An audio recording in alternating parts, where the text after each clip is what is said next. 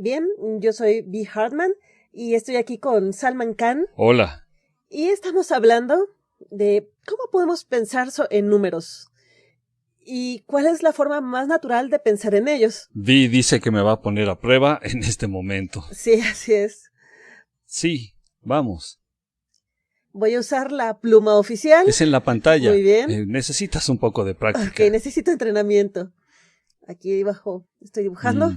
Parece una pizza. Es un triángulo. ¿Y cuál es la prueba, Bea? Estás divergiendo. Disculpa. Aquí está una recta numérica. Ok, esto mejor lo escribimos aquí. El 1, aquí va 1,000,000. Y ahora te voy a dar la pluma. Aquí está. ¿Dónde está 1000? ¿Dónde está el 1000? El 1000. ¿Dónde está el 1000? Puedes pensar en ello de varias maneras. Ya veo a dónde quieres ir. Primero te voy a decir lo que me vino a la mente. Pues mi primera reacción era la de poner el 1000 aquí, pero luego algo brincó en mi mente. En mi mente analítica. Bueno, has de saber que sí hay una respuesta correcta para este problema en la que podemos pensar. Así que bueno, ¿dónde está 1000 en esta línea numérica?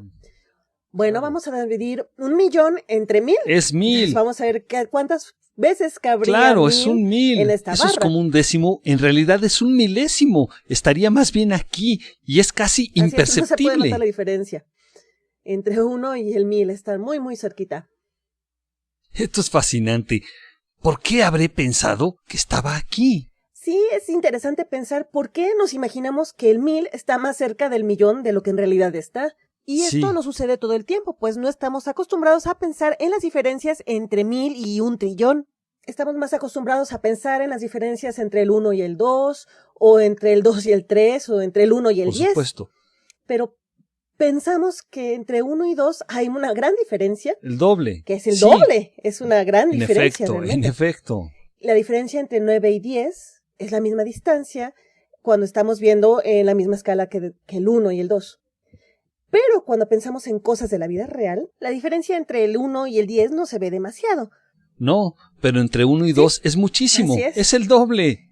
Así que ahora tenemos que pensar en escalas logarítmicas, que esto es de lo que se trata. Así que lo que sugieres es que nuestra mente humana está acostumbrada a pensar de una manera lineal. Aquí tenemos el 1, por aquí estaría el 10, luego el 20. Bueno, siempre estamos acostumbrados a pintar este tipo de cosas en matemáticas. Sí.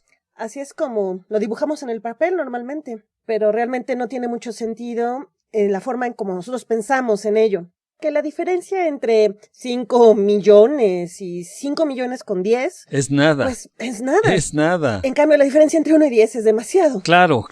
Los múltiplos importan más que las distancias. Por supuesto. Y aquí es donde la escala logarítmica tiene sentido. Eso es. Y es por eso que vemos mucho de la escala logarítmica en la vida real. De hecho, los músicos, usando el piano, lo ven como una escala logarítmica. Aquí vamos a ver nuestro dibujo de mira piano. Eso, es un piano. Vamos a ver, ¿me permites la pluma? Claro. Gracias. Aquí tenemos el C, aquí tenemos la D, y hay una distancia entre estas dos. Y aquí tenemos la C y la D.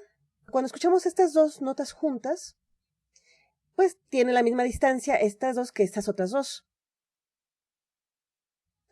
Pero si se ven las frecuencias realmente del sonido, estas distancias no son las mismas. Sí, cierto. No tenemos los números ahorita. Quizás este no es un buen ejemplo porque no sé de frecuencias.